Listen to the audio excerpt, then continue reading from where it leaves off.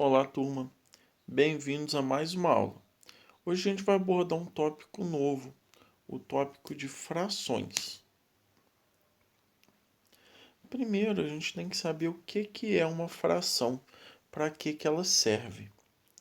A fração é uma forma de representar algo dividido em partes iguais.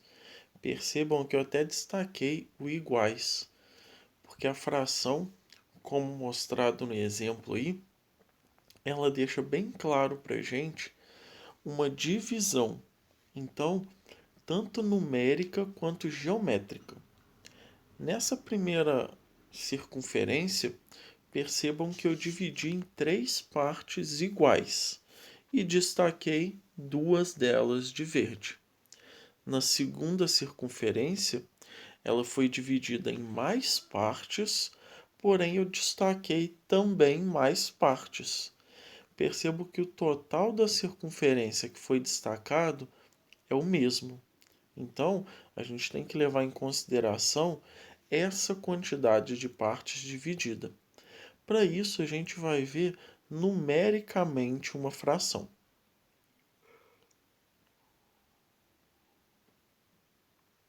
Coloquei um exemplo também, onde a gente tem uma barra de chocolate. E a gente dividiu ela em 8 pedaços. Percebam que todos os pedaços são iguais. Quando a gente fala em dividir em partes, não pode ser em parte diferente. Todos os 8 pedaços que foram divididos a barra são pedaços iguais. Depois eu peguei um desses pedaços para representar essa retirada. Ou seja, antes a gente tinha 8 pedaços de chocolate, agora a gente tem só 7. Para representar esse que foi tirado, eu pintei ele de preto. O que isso significa numericamente para a gente? Significa que das 8 partes em que o chocolate foi dividido, eu peguei apenas uma delas. Então, quando a gente tem essa ideia de fração, a gente pode pensar dessa maneira. O número de cima é quantas partes estão destacadas, quantas partes foram selecionadas.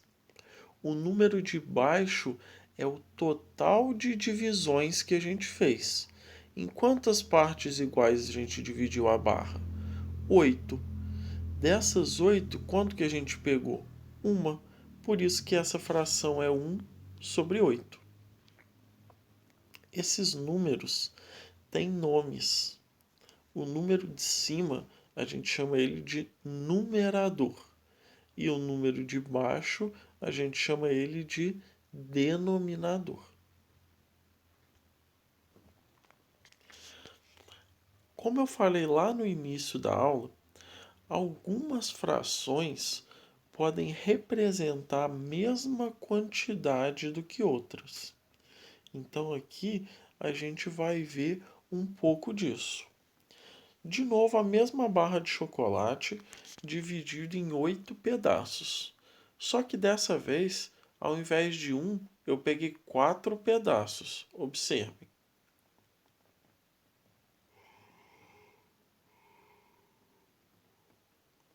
Então, a fração que representa é 4/8.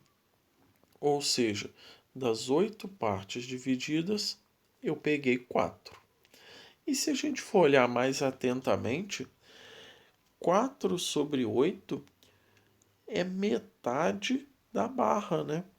Então, dividir em 8 partes e pegar 4 é a mesma coisa que dividir em duas e pegar uma. Percebam no nosso desenho aí.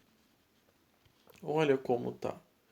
Essa barra aqui tá exatamente na metade aqui, ó, que ela foi dividida.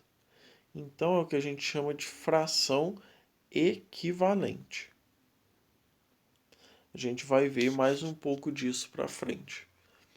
Por enquanto, é importante, além de saber os nomes dos números, é importante a gente saber a nomenclatura da fração como um todo. Então, coloquei aí a lista dos sufixos que a gente vai usar. Essa coluna que tem partes que a unidade é dividida, a gente sabe que a quantidade que foi dividida é o denominador. Então, quando o denominador for um número de 2 até 10, a gente vai usar esses termos aí: meios, terços, quartos, quintos, sextos, sétimos, oitavos, nonos e décimos. A partir do 10, não tem termo específico. A gente vai colocar o nome do número e depois avos. Então, tipo 11 vai ser 11 seguido de avos. O 12, 12 avos. 13 avos. 20 avos. E assim vai. Então, o que a gente tem que saber é de 2 até 10. E os múltiplos de 10 também têm nomes específicos. Eu coloquei aqui para vocês terem uma noção, bem nessa coluna: décimo, centésimo, milésimo. Então, assim, a gente pode usar esses nomes também. Aí a gente tem vários exemplos. Percebam aí, de 2 até 10 a gente tem os nomes vistos. Maior do que 10, a gente tem o número seguido de avos.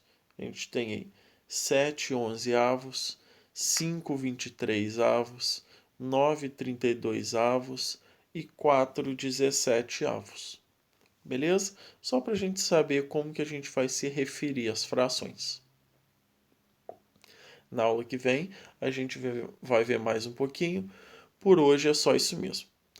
Muito obrigado, bom estudo a todos.